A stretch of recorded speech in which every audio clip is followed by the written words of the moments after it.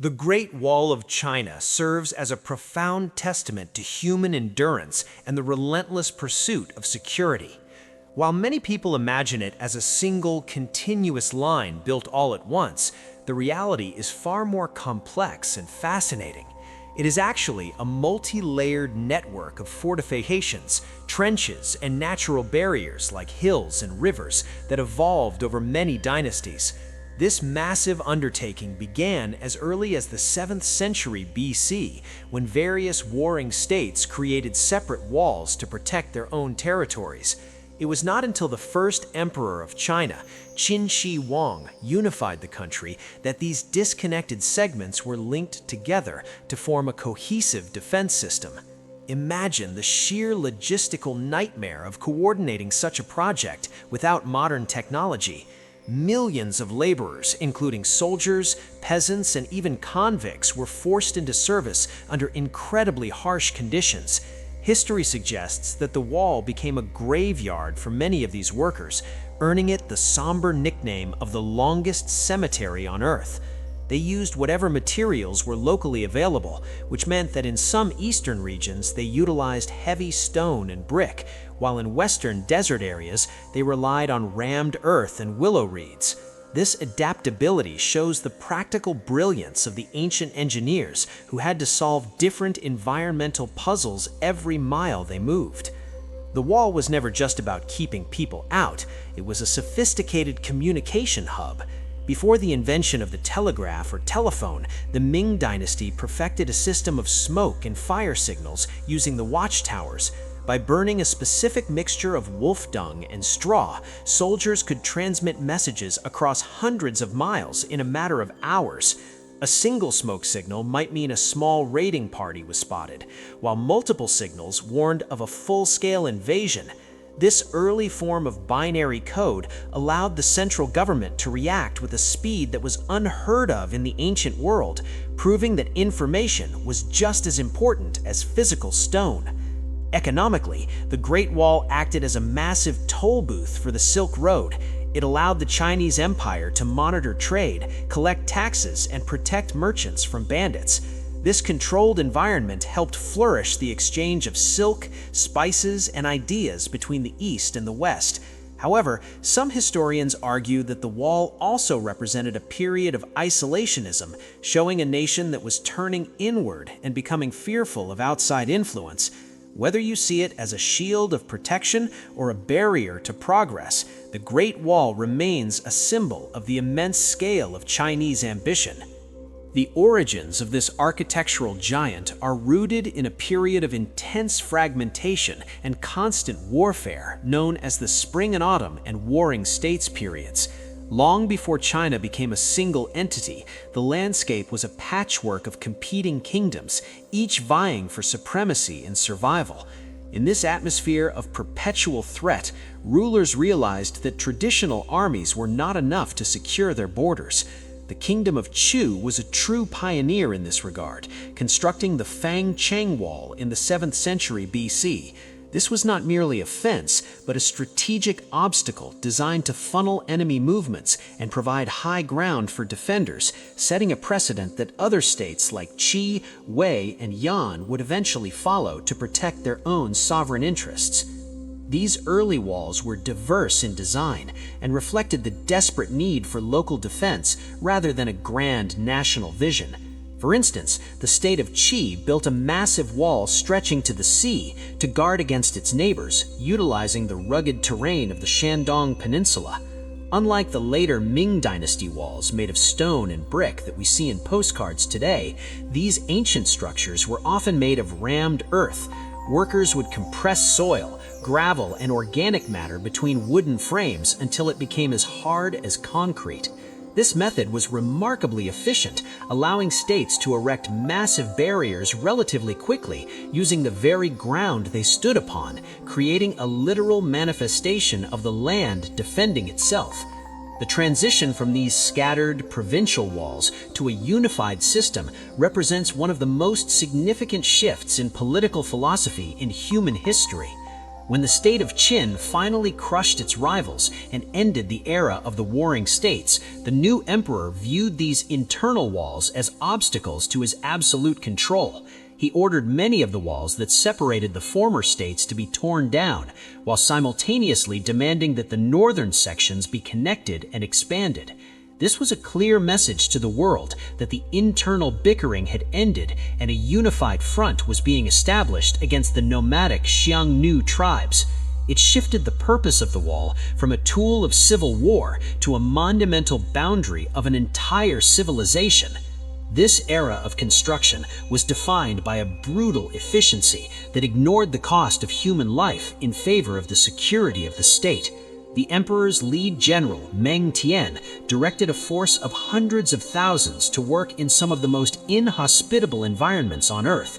They had to haul materials up steep mountain ridges and across scorching plains where water was scarce. This period established the psychological concept of the wall as a divide between the civilized agricultural society of the South and the barbaric nomadic lifestyle of the North. It wasn't just a pile of dirt and stone, it was the physical edge of the known world for the people living behind it, a boundary that defined who they were by clearly marking who they were not. The unification of the Great Wall under Qin Shi Huang marked a turning point where a collection of local fences transformed into a singular, terrifying instrument of imperial power. After successfully swallowing the other 6 warring states, the first emperor faced a new, highly mobile threat from the northern steppes, the Xiongnu.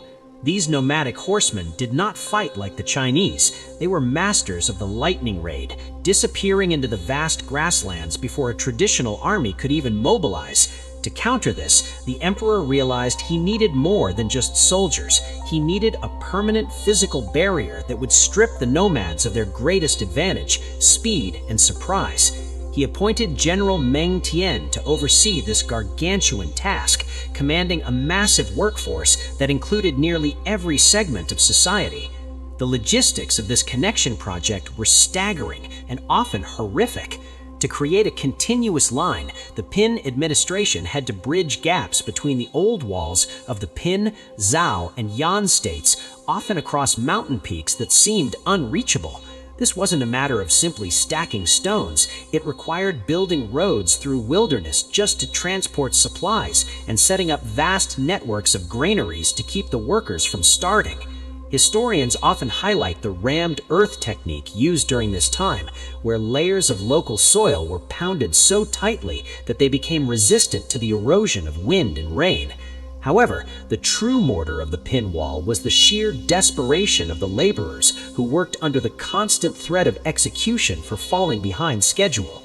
This period also gave birth to some of the most enduring and tragic Chinese folklore and culture, such as the legend of Lady Meng Zhang. According to the story, her husband was conscripted to work on the wall shortly after their marriage and died from exhaustion. When she traveled a distance to bring him warm clothes and learned of his death, her bitter weeping was so powerful that it caused a section of the wall to collapse, revealing his remains. While the story is a myth, it serves as a powerful historical metaphor for the immense human cost of the project.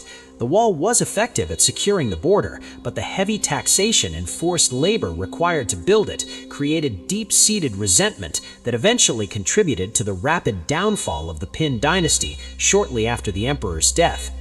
From a strategic perspective, the Qin Wall redefined the geography of Asia. By connecting these disparate lines, the emperor effectively drew a permanent line in the sand between 2 different ways of life. South of the wall was the world of the plow, the tax collector, and the written law. North of the wall was the world of the horse, the bow, and the tribal structure. This architectural scar across the landscape didn't just stop armies, it attempted to stop the very movement of cultures. It was a bold statement of permanence in an era of chaos, proving that a centralized government could reshape the earth itself to protect its sovereignty. Even though much of the original Qin Wall has eroded into mounds of earth today, the foundation of the concept, a unified defense for a unified people, remained the blueprint for every dynasty that followed. When the Han Dynasty took the reins of power, they didn't just inherit a wall, they inherited a vision that they would eventually stretch to its absolute breaking point. Under the ambitious leadership of Emperor Wu of Han, the wall underwent a massive westward expansion that was driven by more than just defense. It was driven by gold, silk, and global influence. The emperor realized that for China to truly prosper, it had to secure the Silk Road, the vital artery that connected the riches of the East to the markets of the West. This meant the wall had to follow the merchants into the brutal Gobi Desert, far beyond the traditional agricultural heartland of the empire. Building in the desert presented a nightmare of engineering challenges that forced the Han architects to get creative. In the absence of stone or timber, they developed a technique using layers of sand, gravel, and local desert shrubs like tamarisk. By sandwiching these materials together, they created a resilient, reinforced structure that could withstand the howling desert winds. To this day, hikers in the far west of China can still find remnants of these Han-era mounds, looking like ancient, petrified waves rising from the sand. This expansion transformed the wall from a static shield into a long, protective arm that reached out to embrace and guard international trade. The Han Dynasty also revolutionized the wall's defensive strategy by adding a dense network of beacon towers and fortified garrisons at regular intervals. These weren't just simple lookouts, they were self-sustaining military outposts where soldiers lived for years at a time. Life in these remote stations was incredibly lonely and dangerous, as evidenced by the discovery of ancient wooden slips, the text messages of the Han era, which contain reports on soldier rations, desertion rates, and even personal letters home. These documents reveal a highly organized military bureaucracy that managed everything from the quality of the signal fires to the precise number of arrows in each quiver, ensuring that the Silk Road remained a safe passage for precious cargo. The impact of this expansion was felt thousands of miles away. By successfully suppressing the Xiongnu and securing the corridor through the Hexi Gallery, the Han Dynasty allowed for an unprecedented exchange of culture and technology. Grapes, walnuts, and fine horses flowed into China, while silk and paper traveled toward the Roman Empire. The Great Wall during this period acted as a filter, allowing wealth to enter while keeping threats at bay. It was during the Han era that the wall truly became a global landmark, serving as the guardian of the world's most important trade route and solidifying China's place as a dominant superpower in the ancient world. The architectural genius of the Great Wall lies in its radical adaptability to the diverse and often hostile landscapes of the Chinese frontier. It was never a uniform project with a single blueprint. Instead, it was a masterpiece of locavoorous engineering, where builders used whatever the earth provided beneath their feet. In the high, jagged mountains of the east, near modern-day Beijing, the Ming Dynasty later perfected the use of heavy granite blocks and kiln-fired bricks, but the earlier dynasties and those working in the western fringes had to be far more resourceful. They understood that the secret to a long-lasting structure wasn't just hardness, but flexibility and the ability to breathe with the environment. In the scorching, arid stretches of the Gobi Desert and Gansu province, stone was a luxury that simply couldn't be transported across the vast dunes. Engineers developed a brilliant sandwich technique that historians often compare to modern reinforced concrete. They would lay down a thick bed of gravel and sand, then top it with a layer of desert willow branches or reeds. These organic layers acted like rebar, providing tensile strength that bound the loose desert soil together. Over centuries, the salt in the groundwater acted as a natural cement, petrifying these layers into a substance so tough it could deflect the battering rams and arrows of nomadic invaders. Moving toward the Los Plateaus, the technique shifted to rammed earth, which remains one of the most durable ancient building methods known to man. Workers would build large wooden frames and fill them with thin layers of dry soil, which were then pounded with heavy wooden rammers until the earth was compressed to a fraction of its original volume. Each layer was only a few inches thick, but when hundreds of these layers were stacked, they created a wall as solid as stone. In some regions, legend says that the mortar was mixed with sticky rice flour to create a chemical bond so strong that even today, modern weeds find it difficult to take root in the ancient seams. The logistical scale of this construction is almost impossible to grasp. This wasn't just about building a wall, it was about creating an entire industrial ecosystem in the middle of nowhere. Kilns had to be built on site to fire millions of bricks, and massive sophisticated rope and pulley systems were devised to haul multi-ton stones up cliffs that would challenge modern rock climbers. The sheer variety of materials, from the purple marble found in some sections to the simple mud and straw in others, tells the story of an empire that was deeply in tune with its geography, turning the very bones of the land into a shield for its people. The communication network along the Great Wall was essentially the world's first high-speed fiber optic system, but instead of glass cables, it used light and smoke. It transformed a static pile of stones into a responsive, living organism capable of feeling a threat at its furthest edge and instantly reporting it to the brain of the empire. These beacon towers, or huadai, were strategically positioned on the highest peaks to ensure a clear line of sight between stations. This setup meant that even in an era without electricity, a message could travel across hundreds of miles in a single afternoon, keeping the central command updated with near real-time intelligence. The operational protocol was a masterpiece of ancient logic, utilizing the different properties of light and shadow. During the daylight hours, soldiers used smoke to send warnings. They didn't just burn any wood, they often used a specific mixture of wolf dung and dry straw because it produced a thick, dark, and oily smoke that remained visible even against a bright sky or in high winds. At night, the strategy shifted to fire, as the bright orange flames could be seen cutting through the darkness from many miles away. This dual-mode system ensured that the wall never slept and that its eyes were always open, regardless of the time of day.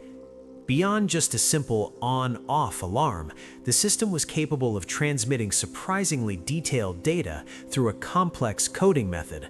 The number of smoke columns or fires lit would tell the neighboring towers exactly how many enemies were approaching.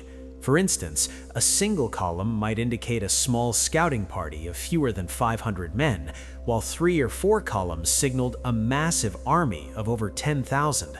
This early form of visual data encryption allowed the generals at the capital to decide whether to send a small local garrison or mobilize the entire imperial army, preventing unnecessary panic while ensuring a decisive response to major threats. Living on these isolated beacon towers was a life of extreme discipline and constant vigilance. A small squad of soldiers would be stationed at each tower, responsible for maintaining a dry supply of fuel at all times and keeping a 24-hour watch on the horizon. The psychological pressure was immense, as a single missed signal could lead to a catastrophic breach of the frontier. These soldiers were the unsung heroes of the wall, living in cramped, smoky stone rooms far from their families, acting as the vital sensors that allowed the Chinese civilization to breathe and survive behind its massive stone shield. The Ming Dynasty represents the absolute zenith of the Great Wall's evolution, turning an ancient earthen barrier into a sophisticated architectural marvel of stone and fire. Following the expulsion of the Mongols, the Ming emperors were obsessed with permanent security, leading them to undertake the most ambitious construction phase in history. Unlike the earlier dynasties that relied on rammed earth, the Ming invested in massive industrial-scale brick production and stone quarrying. This shift wasn't just aesthetic, it was a response to the advent of more powerful siege engines and gunpowder. The result was the iconic crenellated silhouette that the world recognizes today, winding like a dragon's spine across the jagged peaks of northern China. The section at Badaling, located just north of Beijing, serves as the ultimate example of this Ming-era engineering prowess. These walls weren't just barriers, they were elevated military highways designed for rapid troop deployment.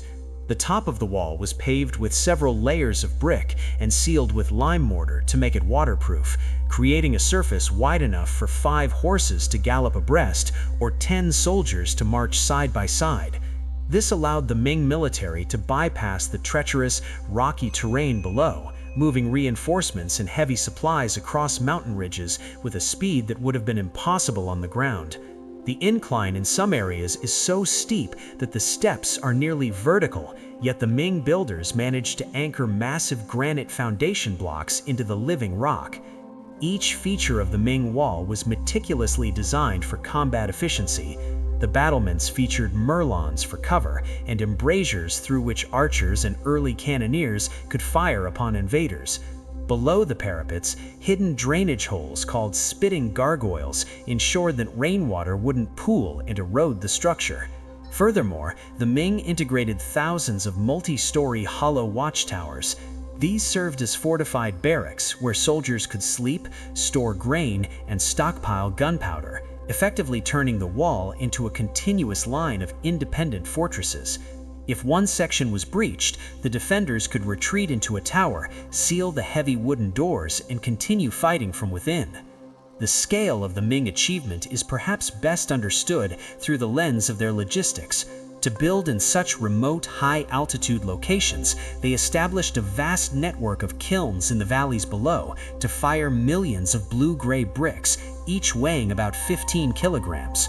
Laborers and soldiers used pulleys, goats, and sheer human strength to haul these materials up thousands of feet. Recent studies have even confirmed that the Ming used a special mortar made from slaked lime and sticky rice, which created a chemical bond so durable that it remains stronger than many modern mixtures. This era of construction was the final grand statement of a dynasty that poured its entire national treasury into a stone insurance policy, creating a monument that has outlasted the empire itself by centuries. While history books often highlight the Great Wall as a massive weapon of war, its daily life was much more like a sophisticated bureaucratic machine or a modern international airport. It served as the ultimate gatekeeper of the empire's wealth, acting as a physical filter that decided what and who could enter the sacred territory of the Middle Kingdom. Major passes like Shanhai Pass, where the wall meets the sea, or Jiayu Pass in the far west, weren't just military fortresses, they were massive economic hubs. These passes functioned as massive customs houses where government officials meticulously inspected every crate of silk, bag of spices, and bundle of tea to ensure the emperor got his fair share of the profits through taxes. Beyond the collection of revenue, the wall played a crucial role in population control and the management of migration. During times of famine or social unrest, the wall acted as a barrier to prevent unauthorized movement, ensuring that the labor force stayed put and the tax base remained stable. Conversely, during periods of expansion, the gates were the only legal exit points for thousands of people sent to colonize the frontier. The government used the wall to keep track of every soul entering or leaving, requiring travelers to carry wooden or bronze passports that were stamped and verified by border guards. This level of administrative control was incredibly rare in the ancient world, showing that the wall was a tool for internal order just as much as external defense. The gates of the Great Wall were also the primary theaters for cultural exchange and diplomacy. At places like the Jiayu Pass, which sat at the edge of the known Chinese world, foreign ambassadors, monks, and merchants would wait for days to be granted permission to enter. This created a melting pot of cultures at the very edge of the stone barrier. You might find a Persian merchant arguing over taxes with a Chinese official, while a Buddhist monk from India shared stories with a local soldier. The wall didn't just stop people, it gathered them, creating vibrant, temporary cities around the gates that became vital centers for the exchange of languages, religions, and new technologies. Finally, the wall served as a massive sanitary barrier, protecting the heartland from the spread of diseases. Just as it filtered out raiding parties, it also allowed the empire to quarantine travelers coming from distant lands where plagues might be raging.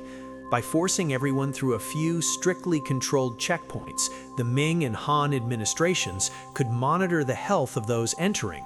This multifaceted functionality proves that the Great Wall was far more than a wall. It was the skin of the empire, performing complex tasks of protection, excretion, and sensation that allowed the civilization inside to thrive in a chaotic world.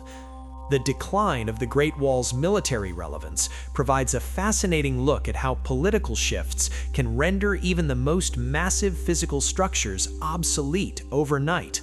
When the Ming Dynasty fell and the Qing Dynasty, led by the Manchus from the north, took control of China in 1644, the wall's fundamental purpose vanished. For centuries, the wall had been built specifically to keep people like the Manchus out.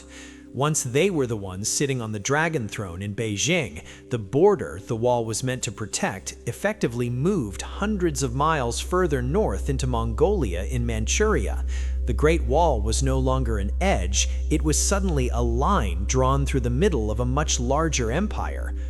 Under the reign of powerful Qing emperors like Qianlong, the state's attitude toward the wall shifted from strategic maintenance to calculated neglect. There was no longer a need to spend the equivalent of billions of dollars on brick and mortar when the enemies were now subjects of the same crown. The wall began to crumble under the weight of time, weather, and the encroachment of local villagers. In many rural areas, the wall became a convenient hardware store. Local farmers would dismantle the ancient bricks to build their own homes, pigsties, or village squares.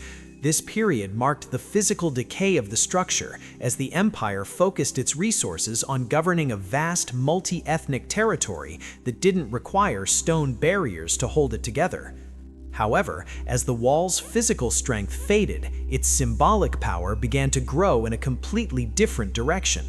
During the late 19th and early 20th centuries, as China faced internal turmoil and foreign intervention, the wall was reimagined by intellectuals and leaders as a symbol of national unity and resilience. It transformed from a sign of isolationism into a monument of the Chinese spirit, a testament to the ability of the people to come together and build something indestructible. The famous phrase, "He who has not climbed the Great Wall is not a true man," popularized during the mid-20th century, cemented this cultural shift, turning the wall into a rite of passage for citizens and a mandatory stop for visiting world leaders. Today, the meaning of the wall has undergone its final transformation into a global heritage site and a marvel of human labor. It is no longer a shield meant to divide, but a bridge that attracts millions of visitors from every corner of the planet. Modern restoration efforts, particularly those started in the 1980s, have focused on preserving what remains while balancing the pressures of massive tourism. The wall now stands as a quiet observer of history, reminding us that while empires and borders are temporary, the human ambition to protect one's home and culture can leave a mark on the earth that lasts for millennia. It is a stone record of every dynasty's hopes, fears, and ultimate legacy. The transition of the Great Wall from a crumbling relic of the past to a globally protected treasure is a story of national awakening and modern scientific effort. For a long time during the early 20th century, the wall was seen by many locals as nothing more than a free quarry. In impoverished rural areas, centuries-old bricks were routinely hauled away to build barns, houses, and even roads. This cannibalization of the wall posed a greater threat than any invading army ever had. It wasn't until the wall was recognized as a UNESCO World Heritage Site in 1987 that a massive coordinated effort began to stop the bleeding and treat the structure as a priceless artifact of human civilization rather than a source of building materials. Today, the Chinese government enforces strict regulations to protect what remains, but the challenge has shifted from local theft to the sheer pressure of global fame. With millions of tourists flocking to popular sections like Badaling and Mutianyu every year, the physical wear and tear on the stones is immense. Conservationists now use high-tech solutions, including drones and 3D laser scanning, to map every crack and loose brick in inaccessible areas. This allows experts to monitor the health of the wall without even touching the fragile surfaces. There is a delicate balance being struck between restoring the wall to look new and preserving its aged character, a philosophy often referred to as minimum intervention to ensure the history remains visible. Beyond the brick and mortar, the modern preservation of the wall is also about protecting the natural ecosystem that surrounds it. The wall acts as a unique corridor for local wildlife and plant species, and many conservation projects now include reforestation efforts to prevent soil erosion from undermining the ancient foundations. Interestingly, the wild sections of the wall, those that haven't been touched by modern cement, are often the most beloved by historians. These sections, overgrown with vegetation and weathered by centuries of storms, offer a more authentic glimpse into the passage of time. They serve as a reminder that the wall is not just a human achievement, but a part of the Earth's changing landscape. Ultimately, the Great Wall has evolved into a powerful symbol of the Chinese national identity and a bridge to the rest of the world. It is no longer a barrier meant to keep people apart, but a shared heritage that invites the world to marvel at the scale of human determination. When you stand on a watchtower today, you aren't looking at a weapon, you are looking at a monumental labor of love, fear, and endurance that spanned 20 centuries. It stands as a reminder that while the reasons we build walls may change, the awe we feel when viewing such a grand testament to human history is universal. It is a legacy that belongs to the future as much as it does to the past. The Great Wall stands today as a silent sentinel, a massive anchor in the turbulent river of time that has watched the rise and fall of countless emperors and the birth of the modern world. It is much more than a collection of stone and earth. It is a physical manifestation of the human instinct to protect what is precious, and a bridge that spans the gap between ancient wisdom and future aspirations. Through centuries of winter gales and the scorching summer sun, the wall has transitioned from a jagged scar of division into a profound symbol of cultural continuity, proving that while the hands that built it are long gone, their spirit of resilience remains etched into the very grain of the rock. This anchor of time reminds us that every stone was laid with a purpose, reflecting a deep-seated desire for stability in an unpredictable world. It serves as a stark reminder of the duality of human nature, our capacity for immense labor and sacrifice, and our longing for a peace that doesn't require a fortress to maintain. As the world becomes increasingly digital and ephemeral, the sheer, heavy physical presence of the wall offers a grounding reality. It tells a story of adaptation, showing how a civilization can reinvent its most famous monument from a shield of war into a sanctuary of history and a beacon for global tourism. Looking toward the future, the wall remains a living classroom for engineers, historians, and dreamers alike. It teaches us that true greatness is not measured by the height of a barrier, but by the endurance of the legacy it leaves behind. Even as the stones eventually crumble into dust, the lessons of the Great Wall, the importance of unity, the value of communication, and the necessity of persistence will continue to influence how we view our place in the world.